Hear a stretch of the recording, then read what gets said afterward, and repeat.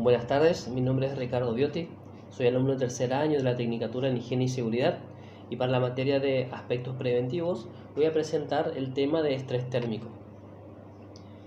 En primer lugar voy a hablar de la normativa vigente, la Ley 19.587 del año 72, la Ley de Higiene y Seguridad, que establece que la higiene y seguridad debe comprender las técnicas y las medidas tendientes a garantizar la salud físico y mental de los trabajadores.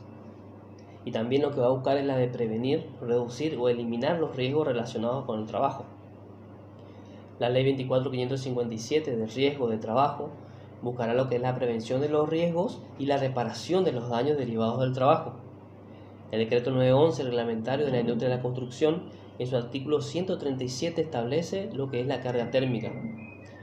Y la resolución 295 del año 2003 del Ministerio de Trabajo, Empleo y Seguridad Social, en su anexo 3 sustituye el anexo 2 del decreto 351 del VAR del año 79, en lo que refiere a carga térmica.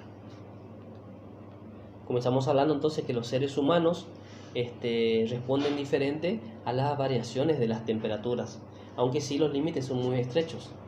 La temperatura óptima que busca el cuerpo es la de 36 a 37,5 grados centígrados, ¿no es cierto?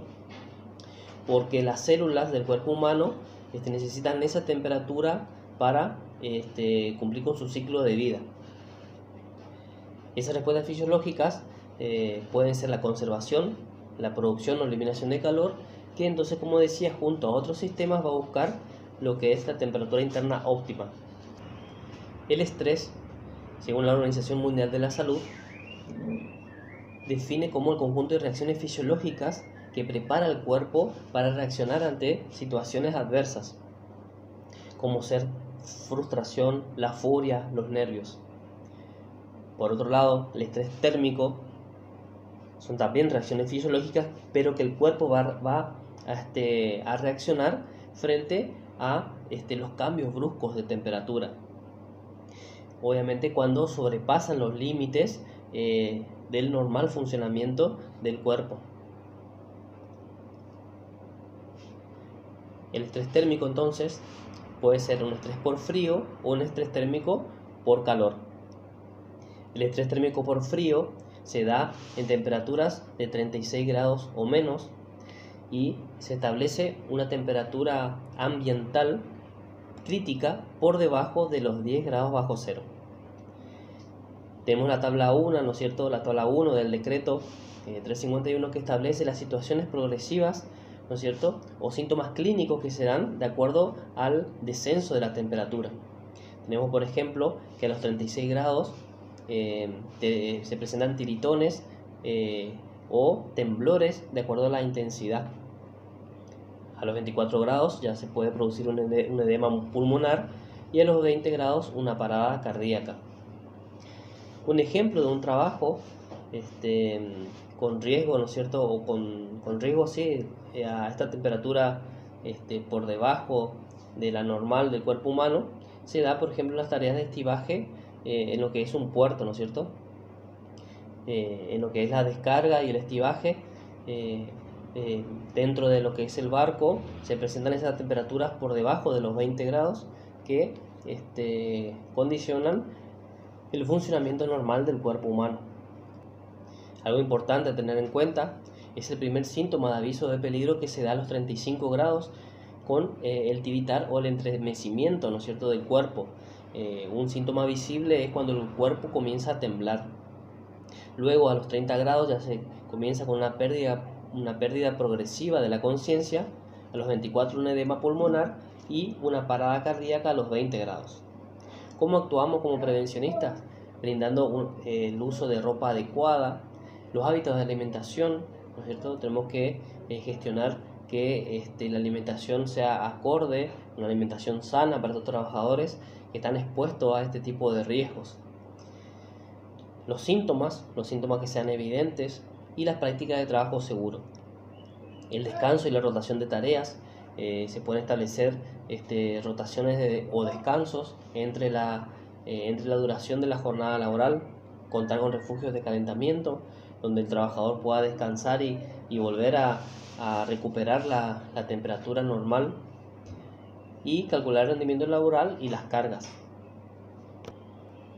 Tenemos también lo que es la carga térmica por calor, que se da por ejemplo en nuestras zonas del norte argentino, generalmente lo que es la industria de la construcción, en los trabajos por ejemplo en la ruta. La carga térmica se da cuando en el cuerpo aumenta la temperatura debido al calor ambiental, más lo que es la ropa de trabajo, sumado a los procesos metabólicos propios que se dan del movimiento, por ejemplo muscular, o también de lo que es el proceso metabólico, ¿no es cierto?, con respecto a la comida. Entonces esa temperatura interna del cuerpo aumenta progresivamente. Se da mucho en la industria de la construcción, como decía, o también en los trabajos de revoques, al aire libre. Por eso lo que es importante, las medidas preventivas, la hidratación constante, los descansos prolongados, la jornada de trabajo, que no sea en los momentos donde el sol se encuentra en el punto más alto, y reducir, como decía, el tiempo de exposición. Si la carga térmica no es controlada, puede producir en el trabajador, sobre la piel, por ejemplo, alteraciones cutáneas, edema por calor, calambres por calor, y el golpe por calor, que es lo más riesgoso, porque puede llevar, ¿no es cierto?, a una hipertermia, que es un incremento de la temperatura corporal. ¿Cómo actuamos? Suministrando agua potable, como decía, colocación de barreras protectoras que dé sombra, reducción del trabajo, el aumento de los descansos, la vigilancia continua de las temperaturas de los trabajadores, también si están expuestos a este tipo de riesgo, por ejemplo, tomar la temperatura a los trabajadores, ¿no es cierto?, que tengan algún tipo de riesgo o alguna condición o enfermedad preexistente, por ejemplo, o que tengan hipertensión, por ejemplo, o EPOC. ¿Cuándo se suspende la exposición? Cuando hay un ritmo cardíaco excesivo, la recuperación del pulso no es acorde, o los síntomas de fatiga, fiebre o mareos. Que para eso hay que estar muy atento a lo que los trabajadores nos puedan proporcionar sobre este tema, ¿no es cierto? El agotamiento por calor también es una de las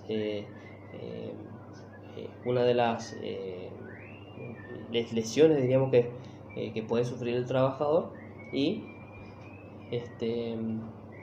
debemos controlar, ¿no es cierto?, todo este tipo de situaciones que van a devenir en un daño para la salud. Para finalizar, como prevencionistas, nosotros debemos identificar los riesgos para poder proteger a los trabajadores de los riesgos que puedan dañar a su salud, y también a las maquinarias o a los equipos de trabajo. Muchas gracias.